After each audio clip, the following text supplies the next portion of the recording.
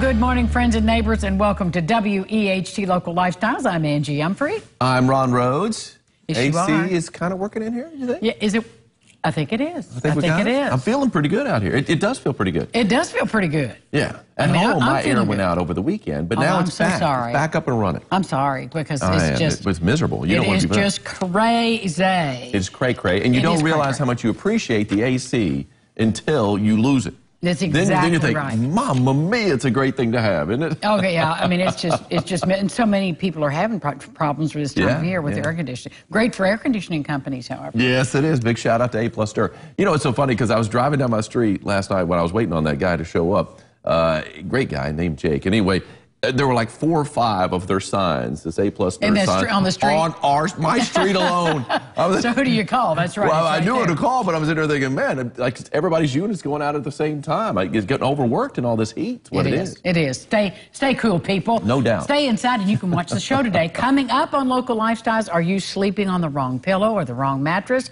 Dr. Jessica Ignacio of Westside Chiropractic drops by to help us get a good night's sleep.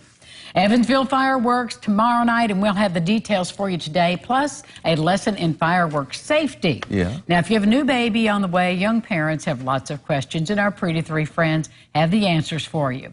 Left Turn Films begins the sequel to their first look at poverty. Jonathan Betcher and friends raise our consciousness today, and we'll see a new treatment for a rare neuromuscular disease. Big show on this hot day. Big show, yes indeed. Hot day. It is a hot day, and it's going to be hotter tomorrow for the 4th. Now, tonight is the Newburgh fireworks. We had the lady here yesterday. And that's going to be good? It's looking good. I think the rain is going to be dying down by the time the sun goes down, and so that's good because will it cool things off a little bit, maybe? Not so much. No. Just to make it a wet blanket. Yeah. Pretty much. But that's okay. It's typical for the 4th, right? Now, this weekend looks pretty good. As we take a look outside, I'll show you what's going on currently. You can see those puffy cumulus clouds there. Fair weather right now, but we could see some development later on this afternoon. We'll see a few scattered showers and thunder showers, but we had a pretty good downpour in Evansville yesterday. Yes, we did. And it did cool things off a little bit. Made things stickier, I can tell you that, but it did cool it off a little bit. Temperature right now is working its way up toward that 90-degree high. We are currently at 85, so we're getting pretty close. Dew point 75. And to tell you the truth, Angie, now we got a south wind at 7. We'll see a little bit more of a breeze today. Not a big one, but a little bit more, being that 5 to 10 range. We barely had a breeze yesterday. But the dew point's actually down a little bit, and that's kind of, that's an indicator, the best indicator of humidity is that dew point.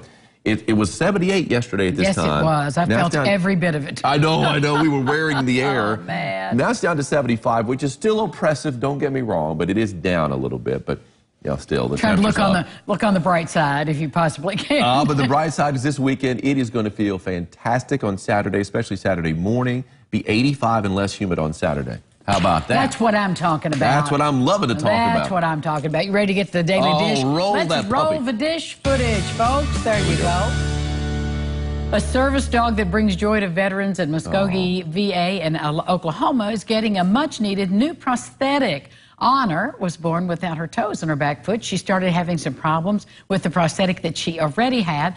The cost to replace it, however, was several $1,000s. And, of course, her handler couldn't afford it, so a GoFundMe page was set up. Donations poured in from all over the country. As of today, they've received over $3,000. And a nonprofit recently scanned Honor for her new prosthetic, and they say it's the first time they've ever scanned a dog. There'll be some trial and error, but in the meantime, Honor is getting therapy, so hopefully she'll be off and running soon with her new prosthetic. Isn't that awesome? She's a therapy dog. That's wonderful. That is really awesome. I just love what they can do with this technology. Yeah, and they've got those 3D printers now. It's got to the point. Yeah, she's a wonderful dog, looks like. They just are such angels. They really are. Those animals are such angels. And did you see the story about the dog that fought off the snake? No, I didn't see that. It took the snake bite for the owner to take up for the owner. See, that's what dogs do. My cats wouldn't do that. No, your cats don't care.